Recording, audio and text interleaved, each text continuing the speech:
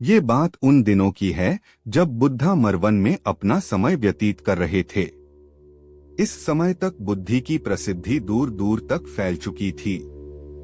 बहुत दूर दूर से लोग अपनी चिंताओं और परेशानियों का समाधान खोजने के पास आते थे। ऐसे ही एक दिन जब बुद्धा मरवन में अपने शिष्यों को प्रवचन दे रहे थे तो एक अधेड़ उम्र का व्यक्ति अपने 2021 वर्ष के पुत्र को अपने साथ लिए बुद्धि की तरफ चला आ रहा था। जब यह प्रवचन स्थल के पास पहुंच गए तो एक नजर उन पर डाली और इशारे से बैठने के लिए कहा। जब प्रवचन समाप्त हो गया और सभी लोग वहां से चले गए तो बुद्ध ने उस व्यक्ति को अपने पास बुलाया और बैठने के लिए कहा। वहां चारों तरफ हरियाली छाई हुई थी। मौसम बहुत सुहाना था और तरह तरह के पक्षियों की आवाजें गूंज रही थी। ऐसा नजारा देखकर उस व्यक्ति को अंदर से असीम शांति महसूस हो रही थी। इसके बाद बुद्ध ने उस व्यक्ति से आने का कारण पूछा तो इस पर व्यक्ति ने कहा, यह तथागत, मैं 2 दिन की लंबी यात्रा करके अपने पुत्र को आपसे मिलवाने लाया हूँ। ये मेरा इकलौता पुत्र है और ये हर समय थका थका रहता है। ऐसा लगता है जैसे इसके अंदर कोई जान ही नहीं है, कोई प्राणी नहीं है। इसका स्वभाव भी काफी चिड़चिड़ा हो गया है। अगर हम इससे कुछ भी कहते हैं तो यह हमारी छोटी छोटी बातों पर गुस्सा हो जाता है। इसके देखने की क्षमता भी उम्र से पहले ही कमजोर हो गई है और इसके बाल भी सफेद पड़ने लगे हैं। इतनी कम उम्र में इतनी बड़ी उम्र का लगना मुझे तो कुछ समझ नहीं आ रहा। किसके साथ हो क्या रहा है तथागत?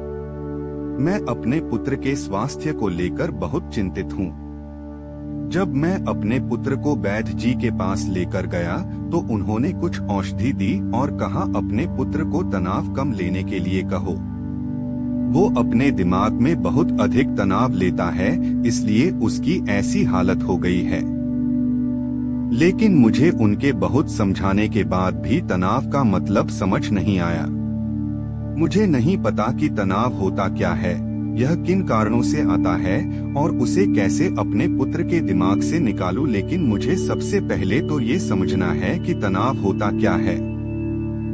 इसीलिए तथागत मैं आपके पास आया हूँ, कृपया आप मेरी समस्या का समाधान कीजिए। यह सुन बुद्ध उसके पुत्र को बड़े ध्यान से देखते हैं, उसके चेहरे को देखते हैं, उसकी आंखों को देखते हैं और फिर उसके हाथों की नब्ज को भी देखते हैं।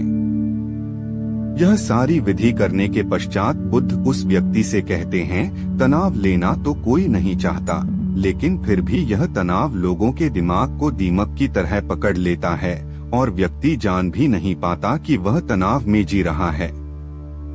लेकिन अगर व्यक्ति तनाव के कारणों को अच्छे से समझ लेता है और तनाव के बारे में कोई ऐसा पैमाना बना लेता है जिससे वह जान सके कि वह कितने तनाव में है, तो वह इस समस्या का समाधान भी खोज सकता है। सबसे पहले तो तुम ये समझो कि तनाव होता क्या है। जब भी कोई व्यक्ति कोई काम कर रहा होता है लेकिन उसका मन कहीं दूर भटक रहा होता है, कल्पनाओं में होता है, तो उसके शरीर और मन के बीच एक दूरी पैदा हो जाती है। यह दूरी जितनी अधिक होगी व्यक्ति उतनी ही ज्यादा बेहोशी की अवस्था में होता है और शरीर व मन के बीच की इसी दूरी, इसी खिंचाव को तनाव कहा जाता है। आखिर कोई पसंदीदा खेल खेलने के बाद व्यक्ति चुस्ती और प्रसन्नता से क्यों भर जाता है, जबकि उसने तो अपने शरीर को थकाया है।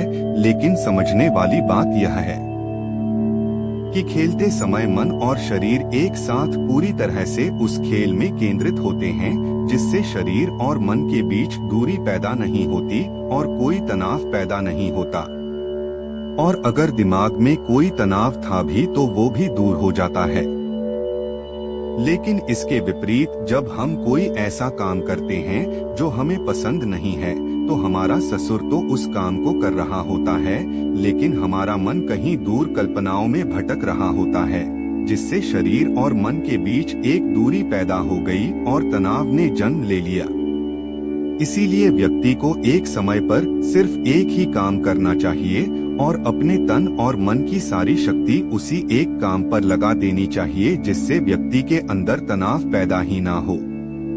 इसके बाद बुद्ध ने कहा, तनाव पैदा होने के मुख्य 8 कारण होते हैं और जिसने इन कारणों को समझ लिया वो जीवन भर तनाव मुक्त रह सकता है।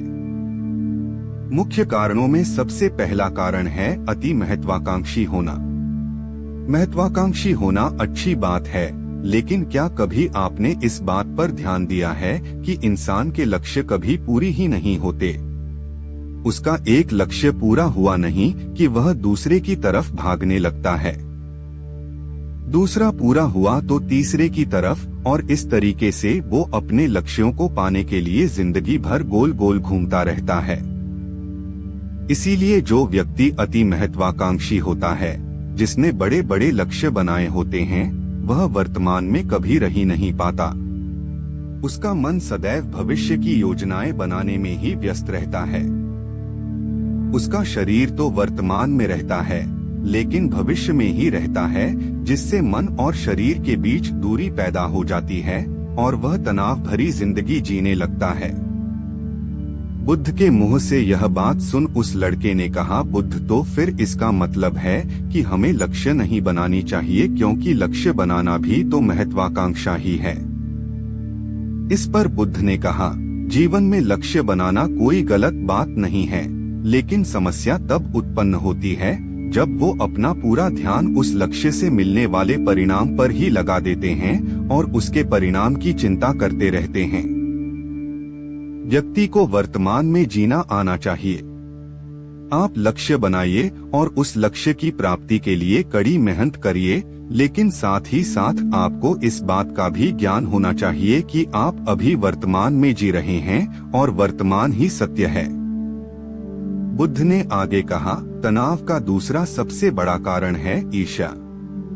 जब व्यक्ति ईर्ष्या और जलन से भर जाता है तो उसका मन अंदर से सड़ने लगता है। ईर्ष्या एक आंतरिक घाव है। आंतरिक घाव यानी मन का घाव व्यक्ति के शरीर का घाव तो भर सकता है, लेकिन मन का घाव कभी नहीं भर सकता।